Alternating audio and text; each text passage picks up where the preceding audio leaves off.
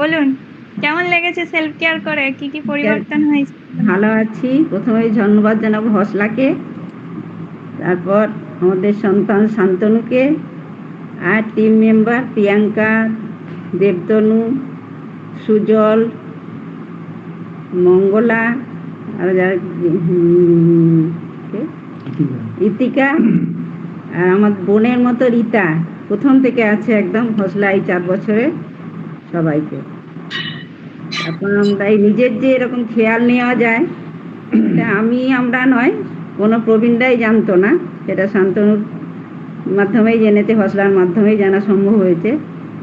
এই কপালরন্ধ্র ধৌতি, টো hill therapy, আরও যেগুলো হয় সেগুলোর নাম মনে নেই, কিন্তু করতে পারি। আর প্রতিদিন হয়তো সব ঠিক মতো করা হয় না, তো মাঝে মধ্যে গ্যাপ চলে যায়। আমার ঘুমের সমস্যা ছিল, সেটা এখন ঠিক হয়েছে, ঘুম হচ্ছে। আর এর জন্যই ধন্যবাদ শান্তনুর বাবাকেও। দিনের প্রথম শুরুর থেকে আবার রাত্রেবেলায় শেষ গুরুদেবের স্মরণ করে, ঠাকুরকে সব ডেকে ধ্যান ধারণা করে করতে পারি বলে খুব ভালো লাগে। আর কি, আপনারা সবাই শান্তনুর পাশে থাকুন, যাতে আরও আগিয়ে নিয়ে যেতে পারে, হসলা যেন চারদিকে ছড়িয়ে পড়ে সেই চেষ্টা করুন। সবাইকে ধন্যবাদ। ভালো আছি সব। বাহ, এরপর আমরা শান্তনু স্যারকে ডেকে নেব, আলপনা ম্যাডাম এবং দিলীপ স্যারের সুযোগ্য সন্তান।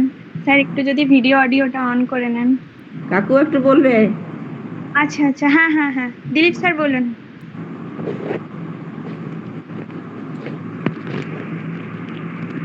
হসলার বিভিন্ন অ্যাক্টিভিটিস এর মধ্যে অন্যতম প্রোগ্রাম হচ্ছে কি সেলফ কেয়ার অ্যাক্টিভিটিস।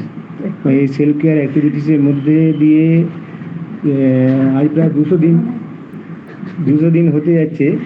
তো আপনারা প্রত্যেকেই অভ্যস্ত হয়ে গেছেন এবং অনেক কিছু উপকারও পাচ্ছেন, তা আপনাদের মন্তব্যে আমরা বুঝতে পারি। এখন কথা হচ্ছে কি, এই সমস্ত যে কোনো কাজ, ভালো কাজ করার জন্য শান্তনু যে চেষ্টা করছে, তার জন্য আমরা পূর্ণভাবে সহযোগিতা করব এবং আমরা খুব আনন্দ পাই। এই যে একটা সমাজ সেবা যে করছে, এই জন্য আমরা খুবই আনন্দিত, এবং আপনারা সবাই পাশে থাকুন। তবে কি জানেন তো, যে কোনো কাজ, ভালো কাজ করতে গেলে 3টে বাধাকে অতিক্রম করতে হয়, যেটা রমন ঋষি বলছেন যে সংগ্রাম, শূন্যতা এবং আত্মসমর্পণ। তো সংগ্রাম বলতে কি, প্রথম করতে ভালো লাগবে না, বিরক্ত লাগবে, কিন্তু সেই স্টেজটা আপনারা কাটিয়ে উঠেছেন। 200 দিন প্রায় হতে যাচ্ছে, সেই স্টেজটা কাটিয়ে উঠেছেন বলেই আজকে আপনারা প্রত্যেকে জয়েন করছেন এবং করতে পারছেন ভালোভাবে। এবারে আছে কি শূন্যতা, মাঝে মধ্যে হবে কি, দূর কিছুই ভালো লাগছে না, আগে শিথিলতা আসবে। কিন্তু পুরুষকার দ্বারা যদি সেই শিথিলতাকে যদি আমরা ওভারকাম করতে পারি, তো লাস্টে গিয়ে দেখা যাবে যে আত্মসমর্পণ ব্যাপারটা আসছে। ঈশ্বর যে সব কিছু করাচ্ছেন, এই ভাব যত বেশি আসবে, তত মনের ভিতর থেকে অহংকার চলে যাবে। আমাদের মেন বাধা হচ্ছে কি, অহংকার এবং দোষ দর্শন।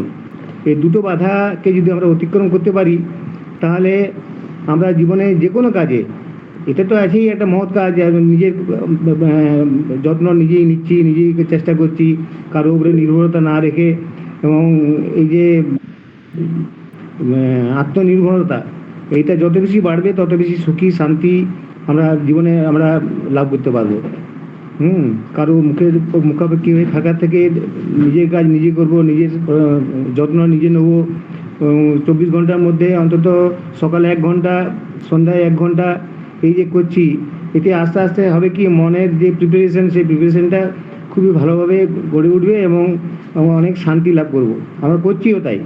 হয়তো মাঝে মধ্যে অশান্তি এসে যায়, কিছু সে প্রত্যেক মানুষের জীবনেই তাই। কিন্তু কম্পারেটিভলি যদি দেখা যায় যে হসলায় যারা মেম্বার্স আছেন বা যারা এই সমস্ত অ্যাক্টিভিটিসের সাথে যুক্ত আছেন, তাদের যে মানসিক বা শারীরিক উন্নতি, অন্যান্য যারা এই সমস্ত জিনিস জানে না, করে না, বুঝে না, বা চেষ্টাই করে না, জানেই না আদৌ হয়তো, তাদের তুলনায় আমরা অনেক বেশি এগিয়ে আছি। তো আপনারা আশীর্বাদ করুন, আমরা তো আছি শান্তনুর পাশে, যে শান্তনু যেন দিনের পর দিন আরও ভালোভাবে এই প্রতিষ্ঠানটাকে এবং আপনাদের সকলের যেন খেয়াল রাখতে পারে, এবং আপনাদের আশীর্বাদই আমাদের কাম্য। ধন্যবাদ। অসংখ্য ধন্যবাদ দিলীপ স্যার এবং আলপনা ম্যাডামকে। শান্তনু স্যারের হঠাৎ চলে আসাটা কেমন লাগলো? দুষ্টু আলপনা ম্যাডাম কিছু বলুন। কিছুতেই বলেনি। আজকে এখানে আমরা যে প্ল্যানটা করেছি সারপ্রাইজের, এটার জন্য অসংখ্য ধন্যবাদ মূলত ঈশ্বরকে, তারপরে প্রিয়াঙ্কা, আর এই যে দেবদনু, যার জন্য আমরা ভেবেছিলাম যে সবার ছেলে মেয়ে আসছে, সেক্ষেত্রে মা বাবার ছেলে মেয়ে হিসেবে আমি যদি আসি, আমার রোলটা তো একরকম ফিক্স হয়ে গেছে। তো সেখানে বিভিন্ন রকম প্ল্যান প্রোগ্রাম করে আমরা টিম মেম্বাররাই চেষ্টা করলাম যে যাতে ব্যাপারটা সারপ্রাইজ হিসেবে ছেলে হিসেবেই হয়, কোনো ইনস্ট্রাক্টর হিসেবে নয়। তো আমারও সত্যি ভালো লাগে যে আমার মা মাসি জেঠু জেঠিমা কাকু কাকিমা সকলেই, এক্সটেন্ডেড ফ্যামিলি সকলেই আমরা যে সেলফ কেয়ার করতে পারছি, আমিও করতে পারছি। আমার মনে আছে যখন আপনারা ছাদে যোগা করতেন, রীনা ম্যাডাম, দেবাশিস স্যার, সকলে, কবিতা ম্যাডাম, সকলেই যারা আসতেন, অনিতা ম্যাডাম, তখন আমি ফটো তুলতে যেতাম। তখন আপনারা যখন বলতেন যে একটুখানি যোগা করো, আমি তখন ছবি তোলাতেই মত্ত থাকতাম, কারণ তখন আমার ওটা প্রাইমারি অবজেক্টিভ ছিল, এবং এখনও তুলি, এমন না যে তুলি না। আপনাদের ছবি অন্যান্য প্রবীণদের মোটিভেশনের কারণ। কিন্তু ধীরে ধীরে করে আমি তখন তারপরে বুঝতে শিখলাম, এখন এমন এমন দিন গেছে যেখানে মানে আমি হয়তো ট্রাভেল করছি, তবুও জয়েন করে প্রাণায়ামটা করেছি, এরকম টাইপের। তো ওটাই যে গুরুত্ব আমি বুঝেছি এখন, যে সংস্থা ততক্ষণই ভালোভাবে চলবে যতক্ষণ সংস্থার যারা কম্পোনেন্ট আমরা ভালোভাবে চলবো। আগে হেলমেট পরা বা যে গাড়িতে যে হেলমেট পরতে হয়, সেটাও আমরা ইয়াং জেনারেশনে মানতাম না। এখন আমি দেখেছি মাথাটি সম্বল, আর কিছু আমার সাথে নেই, মাথাটি চললে সব ঠিক, তাই হেলমেটটা পরি। সেরকমভাবে এই সেলফ কেয়ারটা আমি এইটাই বুঝেছি যে যতদিন না পর্যন্ত পরবর্তী প্রজন্ম, প্রিয়াঙ্কা, সুজল, দেবতনু, মূলত প্রিয়াঙ্কা সুজলের মতো পরবর্তী প্রজন্মের হাতে আমরা সেফলি হজলা শ্রদ্ধাকে হ্যান্ড ওভার করতে না পারছি, ততদিন পর্যন্ত কাজ চালিয়ে যেতে হবে। তো তারপরে না হয় ভাববো অন্য কিছু রিটায়ারমেন্টের। তো ততদিন পর্যন্ত সেলফ কেয়ার করব, আরও জোর কদমে করব। আর নতুন নতুন থেরাপি আপনারা দেখছেন যে কালকেই গেস্টাল্ট টাইপের থেরাপি আমরা শিখেছি।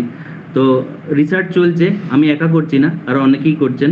আমি খালি সেই বার্তা, রিসার্চের বার্তাটা আপনাদের কাছে এনে পৌঁছে দিচ্ছি, আপনাদের শিখিয়ে দিচ্ছি, কারণ আমার মনে হয়েছে যে ঈশ্বরের আশীর্বাদে এই গুণটি আমার মধ্যে আছে, যেটা কম এফোর্টে আমি শিখতে পারছি। এই সাইকোলজি হোক, কাউন্সেলিং হোক, থেরাপি হোক, আর সেটা শুধু আপনাদের কেন, আমি গোটা ভারতের প্রবীণদেরকে শিখিয়েই যাব। আপনারা খালি সাথে থাকবেন, আর যেভাবে সেলফ কেয়ার করছেন সেভাবে করতে থাকবেন। অসংখ্য ধন্যবাদ।